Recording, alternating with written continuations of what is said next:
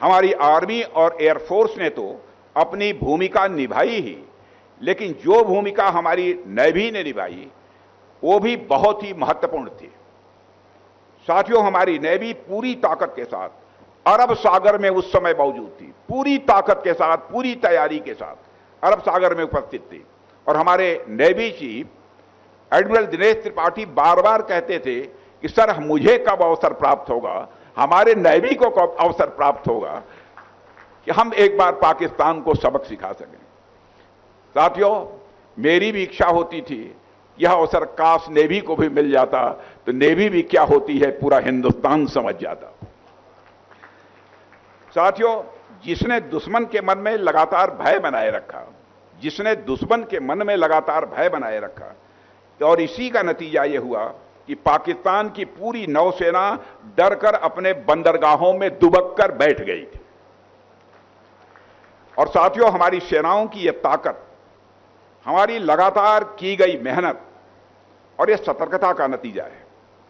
2014 में जब हमारे प्रधानमंत्री मोदी जी के नेतृत्व में हमारी सरकार आई, तब से ही हमने इस बात पर विशेष बल दिया और इस पर विशेष ध्यान दिया कि भारत सही मायनों में सबसे ताकतवर तभी कहलाएगा जब हमारी सेनाओं को हथियार के लिए दुनिया के दूसरे देशों पर निर्भर नहीं रहना पड़ेगा।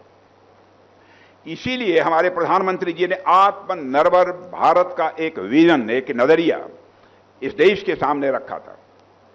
साथियों, हमने make in India, defence corridor, iDEX, Aditi और कई भी इनिशिएटिव के माध्यम से यह सुनिश्चित किया कि हम भारतीय सेनाओं के लिए अत्याधुनिक हथियार भारत में ही निर्मित करेंगे, भारत की धरती पर ही निर्मित करेंगे, भारतवासियों के हाथों से ही बनाएंगे और यदि संभव हो तो हम उसे भारत के बाहर निर्यात भी करेंगे, यानी दुनिया के दूसरे देशों को भी हम बेचेंगे।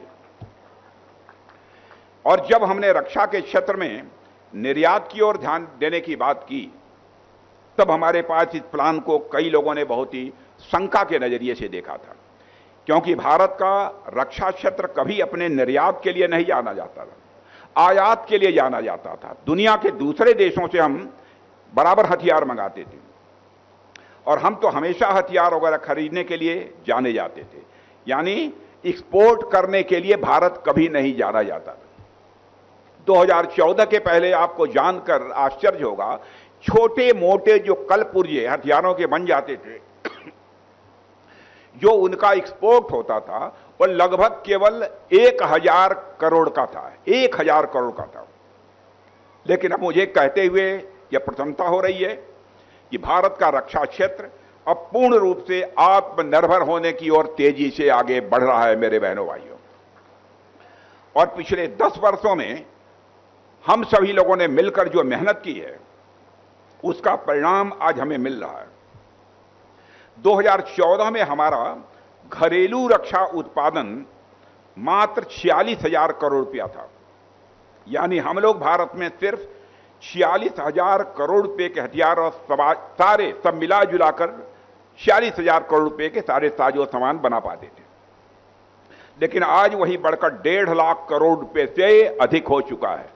और मैं आपको जानकारी देना चाहता हूं, जून समाप्त होते होते आपको यह जानकारी मिलेगी, यह 1.5 लाख करोड़ ही नहीं है बल्कि यह बढ़कर 1.25 लाख करोड़ रुपए तक पहुंच चुका है। इसके अलावा 2014 तक भारत का जो डिफेंस एक्सपोर्ट है वह बहुत कम हुआ करता था। हम केवल 1000 करोड़ रुपए से भी कम के हथियार और साजो सामान दुनिया को बेच पाते थे, लेकिन आज वही बढ़कर हम लगभग 40,000 करोड़ रुपए के सामान दुनिया के दूसरे देशों को दे रहे हैं। इस तरह की अनेक उपलब्धियां रक्षा क्षेत्र में हम लोगों ने हासिल की हैं। और साथियों, इस उपलब्धि में उत्तर प्रदेश का और विशेषकर लखनऊ का भी योगदान रहा है। मेरा हमेशा से यह प्रयास रहता है कि लखनऊ और पूरे उत्तर प्रदेश की जनता का हमारी सेनाओं के साथ सीधा और भावनात्मक यह जुड़ाव बना रहे। यूं तो उत्तर प्रदेश की धरती पहले से ही सेना में अपनी भागीदारी के लिए जानी जाती है और यहां के जवानों ने हर युद्ध में बढ़ चढ़कर कंधे से कंधा मिलाकर देश की रक्षा भी की है। लेकिन हमने इसे और आगे बढ़ाने का संकल्प लिया है, इसका बीड़ा उठाया है। और इसी सोच के तहत हमने यहां पर लखनऊ में डीआरडीओ की प्रयोगशालाएं भी प्रारंभ की हैं। डिफेंस कॉरिडोर के माध्यम से उत्तर प्रदेश भारत के रक्षा क्षेत्र को आत्मनिर्भर बना रहा है और यहां लखनऊ में ब्रह्मोस का भी निर्माण हो रहा है और भी कई तरह से उत्तर प्रदेश डिफेंस मैन्युफैक्चरिंग को मजबूत कर रहा है। इसके लिए भी मैं उत्तर प्रदेश के माननीय मुख्यमंत्री श्री योगी आदित्यनाथ जी को बहुत ही बधाई देता हूं, तहे दिल में बधाई देता हूं। न केवल डिफेंस के क्षेत्र में बल्कि health, education, agriculture, science and technology, trade and commerce, roads, highways, airports, यानी हर क्षेत्र में यूपी, हर क्षेत्र में यूपी अब अप हो रहा है। हर क्षेत्र में यूपी अब अप हो रहा है, यानी ऊंचाई छू रहा है। यह सब अपने आप में मैं समझता हूं कि बहुत एक सकारात्मक परिवर्तन है। और बहनों भाइयों, मैं यह भी कहना चाहूंगा योगी जी से कि इस पार्क को और बेहतरीन बनाने के लिए जो कुछ भी आवश्यक होगा, अभी एक चीज हमारे दिमाग में आई है कि यहां पर एक बड़ी पनडुब्बी भी आनी चाहिए, क्योंकि यहां के लोगों ने पनडुब्बी शायद न देखी हो, लेकिन पनडुब्बी के अंदर जाने के लिए जिनका कमजोर घुटना होगा वह पनडुब्बी के अंदर नहीं जा सकते। मजबूत घुटने वाले ही पनडुब्बी के अंदर जाकर देख सकते हैं कि नीचे का उसका सिस्टम कैसा होता है। वह पनडुब्बी भी यहां आएगी, मैं आप सबको विश्वास दिलाना चाहता हूं। मैं उत्तर प्रदेश की जनता और विशेषकर लखनऊ के लोगों को भी बधाई देता हूं और हमारी नौसेना की आत्मा का यह गौरवशाली हिस्सा आज हम लखनऊ को आपको हम सब समर्पित कर रहे हैं। और इसकी देखभाल कीजिए, इसको स्वच्छ रखिए और सबसे जरूरी अपने बच्चों को यहां लेकर जरूर आइए, अपने परिवार को लेकर यहां जरूर आइए, ताकि वे जान सकें कि वर्दी यह केवल कपड़ा भर नहीं होती बल्कि राष्ट्र सेवा का यह अटूट संकल्प होती है।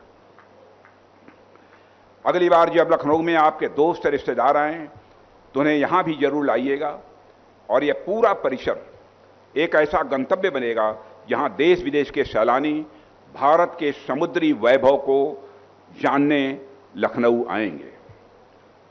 और जहां तक जो भी आवश्यकता होगी इस पार्क के लिए, मैं यकीन दिलाना चाहता हूं, पूरी तरह से मुख्यमंत्री जी आश्वस्त करता हूं आपको, हम सहयोग देने के लिए तैयार हैं। अंत में एक बार मैं फिर उत्तर प्रदेश की सरकार और यहां के सभी अधिकारी वर्ग और हर उस व्यक्ति को बधाई देता हूं जिसने इस प्रोजेक्ट में अपना योगदान दिया है। और मेरी यही प्रार्थना है कि गोमती नदी के तट पर बसे इस नगर में यह शौर्य वाटिका सदियों तक हमारी नौसेना के पराक्रम और यश का गान करती रहे। और इसी कामना के साथ मैं अपनी बात समाप्त करता हूं। आप सबको बहुत बहुत धन्यवाद। बोलिए भारत माता की, भारत माता की। बहुत बहुत धन्यवाद। बहुत बहुत धन्यवाद माननीय, आपके ऊर्जावान प्रेरणादायी उद्बोधन के लिए।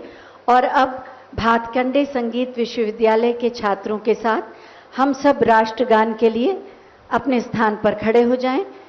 सभी गतिविधियों को विराम दे दें और अपने स्थान पर खड़े हो जाएं।